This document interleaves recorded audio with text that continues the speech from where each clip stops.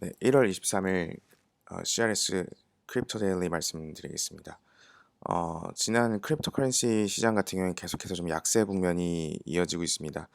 지난번에 좀 말씀드렸다시피 이번 급락 이후에 V자 반등보다는 이제 L자형의 어떤 좀 지루한 그 모습들이 나타나면서 그 안에서 역시 이제 코인들 간의 옥석가리가 나올 수 있는 어떤 기회를 좀 인식해야 되는 시장이다라고 좀 말씀드렸는데 역시나 계속 바닥권에서 지루한 모습들을 보여주고 있습니다. 급등락이 좀 이어지기 때문에 여기서 섣불리 어떤 포지션을 가져가기보다는 이러한 기간에 다시 한번 좀 시총 상위 주가 되면서 미래 가능성을 보여줄 수 있는 코인에 집중하는 것이 좀 더 현명한 투자 방법인 것 같습니다. 비트코인 시세 같은 경우에도 지난 뜨거웠던 그 12월의 상승분을 모두 반납하는 모습들을 보여주고 있습니다.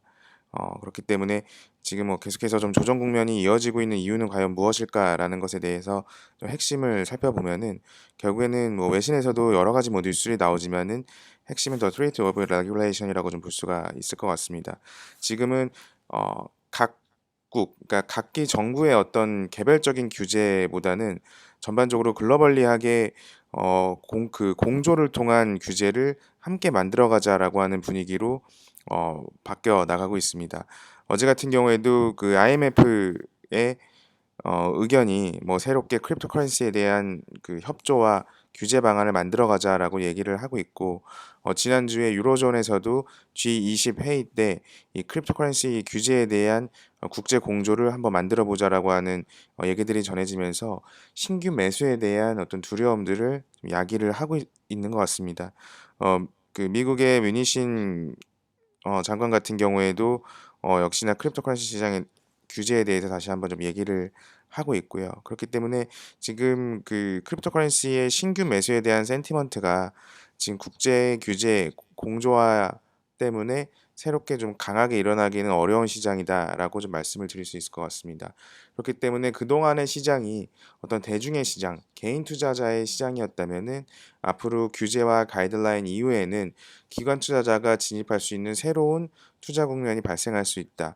그 전까지는 어떤 가격에 대한 조정 그리고 개인들이 상당히 좀 힘들어할 수 있는 국면으로 가격 변화는 좀 일어날 수 있다라고 좀 말씀을 드릴 수 있을 것 같습니다.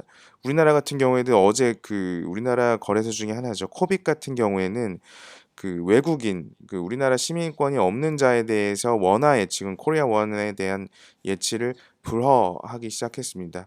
그렇기 때문에 우리나라 김치 프리미엄 같은 경우에도 지속적으로 하향 안정화되고 있는 상황이고요. 지금 이렇게 전 세계적으로 어떤 가이드라인을 하는 작업들 2018년 내내 이루어질 거라서 보고 있습니다. 그래서 저는 2018년을 이 크립토커런시 시장의 규제 해라고 지난 세미나를 통해서 말씀드린 적이 있었는데 이러한 가이드라인이 생긴 이후에는 결국에는 건강한 좀 블록체인의 어, 개화가 본격적으로 일어날 수 있지 않을까 그렇게 예상하고 있습니다. 네, 이상입니다.